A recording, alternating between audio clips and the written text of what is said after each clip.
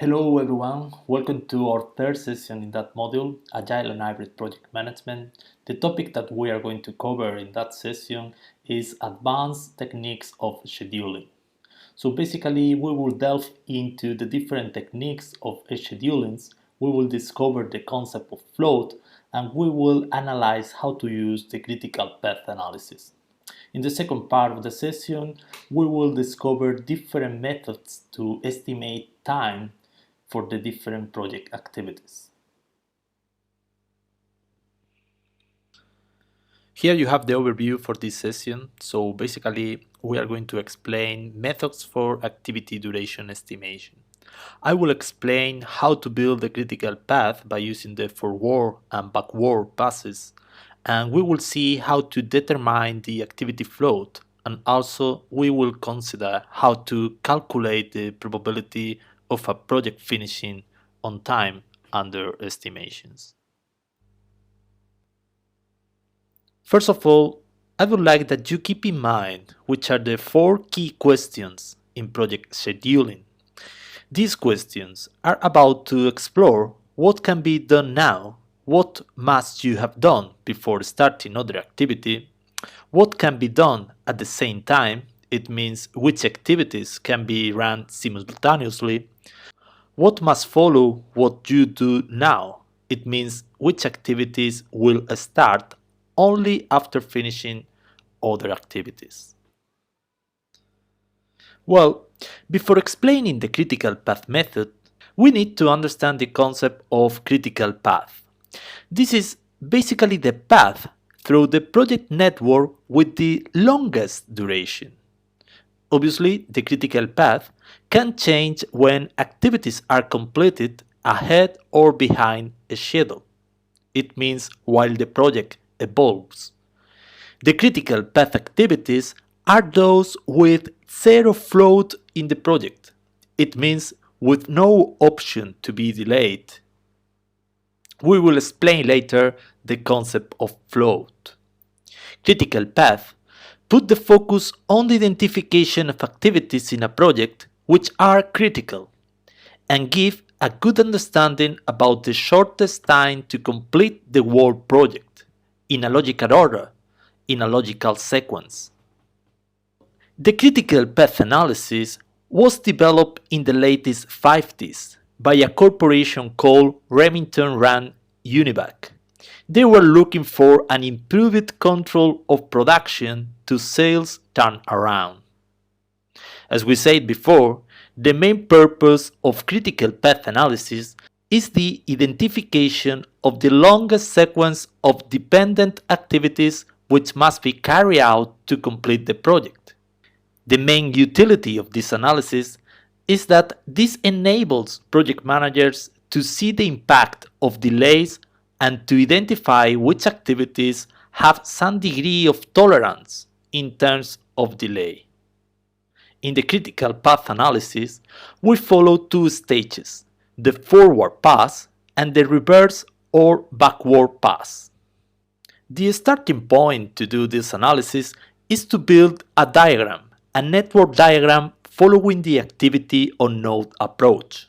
In each node, we will place these activity boxes, which include the key information we need to perform the critical path analysis. This critical information includes the activity descriptor, the earliest start time, the identifier with a number or code, the earliest finish time, the latest finish time, time duration, and latest start time. Throughout a simple example, we are going to explain how to do a critical path analysis. We are going to consider a very simple project, to write a book. We have identified 6 different activities which are needed to write a book, which are write the draft, type the manuscript, create drawings, design the cover, collate, and finally to print out. So obviously we need to study in advance the connections between activities in terms of predecessors and successors. So we need to organize the activities in a logical sequence. The second step would be to estimate the duration for each activity. Later, we are going to follow two stages in the calculation of the critical path. The first one is the forward path, which is basically to calculate the earliest start and earliest finish time for each activity. They are going to be determined working forward through each activity in the network. After that, we will perform the backward pass to calculate the latest finish time for all the activity networks. The latest finish will be determined by working backwards through each activity. We will see this much clearer in the example. So the first step is the forward pass. Here we are going to calculate the earliest finish time by adding duration to the earliest start. By following the forward pass, we will estimate the total duration of the project, in that case 41 days. As you can see in some activities, for example in activity E, we need to select the earliest start between its three different predecessors, which are B, C, and D. And we need to take the longer time from these three different earliest finish time. In that case, this corresponds to the activity B. Keep in mind that before starting an activity with predecessors, we need all the predecessor finishes. To determine the latest finish and the latest start, we will proceed from the end of the project. We will subtract time duration from the latest finish to obtain the latest start, and we will continue upstream until the start has been reached. Then, obviously, we will stop. Here you can see that the process will start on activity F, as this is the final activity. Obviously, in that case, the earliest finish and the latest finish will be the same. So we need to subtract the time duration, in that case 5, and we will obtain the latest start time, in that case 36. Now we move backward to the activity E. We process the same way: latest finish minus duration, latest start. And now is when the problems can arise, because we need to consider as latest finish for all the predecessors the latest start of the successor. In that case, the successor for activity B, C, and D is activity E. So that's the reason because you can see the latest finish for all these three activities to be 30, which is the latest start time for the activity E. We will continue with the backward pass for each activity. The second problem comes with activity A, because we need to consider as latest finish the lower of the different latest start time for each of its successors. Successors of activity A are activities B, C, and D, and we need to take the smallest latest start time in that case, and this corresponds to the activity B, which in that case is 20. So at that point of the process, we are in the position to calculate the float. The float is a term that describes the flexibility with which an activity can be rescheduled. Basically, this is the amount of time that we can delay the activity without delaying the final project date. Obviously, this is a mathematical calculation, and that may change as the project evolves. Float is also called flag, total float, or path float. You can find the use of these different terms to refer float in different textbooks. But in general, float is the difference between the latest start date and the earliest start date. Here, in our example, you can see the float calculation for each activity. In this simple example, only two activities, activity C and D, have floats: 5 for the activity C and 8 for the activity D. Now, here is the key of the critical path. The activities which have no float, it means their float is 0, determine the critical path. So the critical path is composed of all the activities whose float is 0. It means that we don't have time tolerance for them without affecting the total duration of the project. So a delay in any of the activities of the critical path will mean a delay in the total duration of the project. So float represents the maximum amount of time that a task might be delayed without delaying the project completion. In our previous example, we can delay activity C in 4 or even 5 days without affecting the total duration of the project because the float for activity C was 5.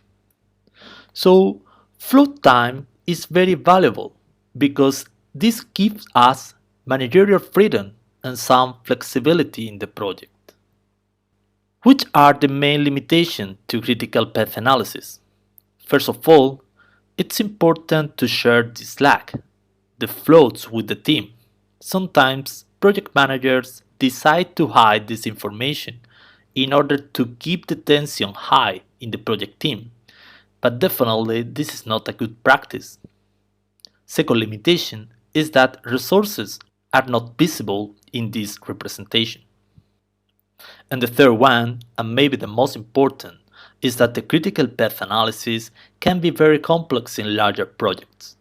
In our example, this works pretty well because we are only taking into consideration 6 activities. But imagine if we are doing the critical path analysis for a big project with 500 activities. Well, in this second part of the session, we are going to focus on how to determine the duration of activities.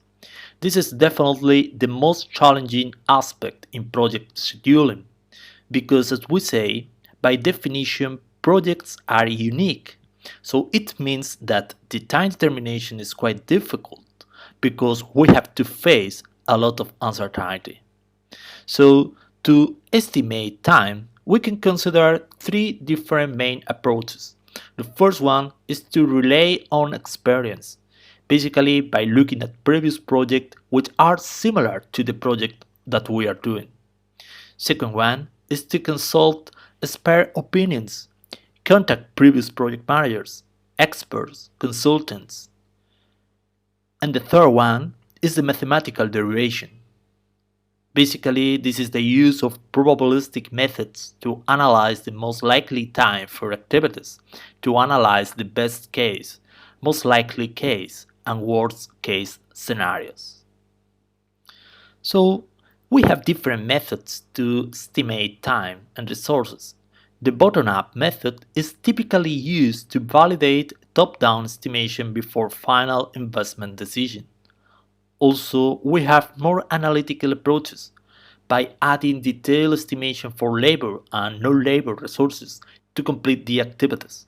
These resources should have been identified in advance, maybe when doing the work pattern structure or in the scoping phase. And the third one is the use of Delphi methodology. Basically, this method takes different rounds between the project team, in order to achieve some consensus in terms of time estimation for the activities. Overall, the top-down estimation is useful in the early life cycle when the detailed information is not available. The parametric approach is based on the use of statistical relationships between historical data and other variables that we can consider in order to estimate the duration of activities. And the analogous approach is basically the comparison with historical projects to determine the likely time for the project activities. Here you can see a simple example of estimation for the duration of activities, taking into consideration the 3 different approaches: optimistic, likely, and pessimistic. It's clear that it's much better to consider a multiple perspective estimation approach, because this will increase the confidence in our estimation for the project. Obviously, if we are considering parametric, Delphic, analytical approaches, we will have much more confidence in our estimation than if we are only using a single method. Now, we are going to see the program evaluation and review technique.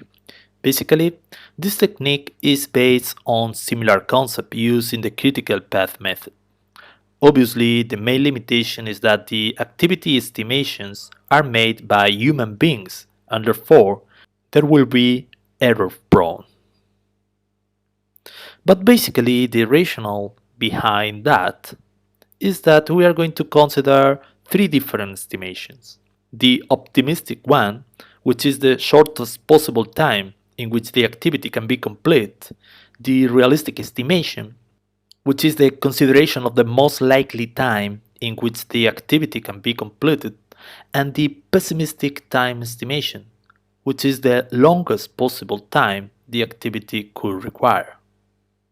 And we are going to calculate the time for the activity by following this mathematical equation that consider the three different estimations, but giving 4 times weight to the realistic estimation. So by doing that, we will get a better balanced times estimation for each activity based on statistical methods.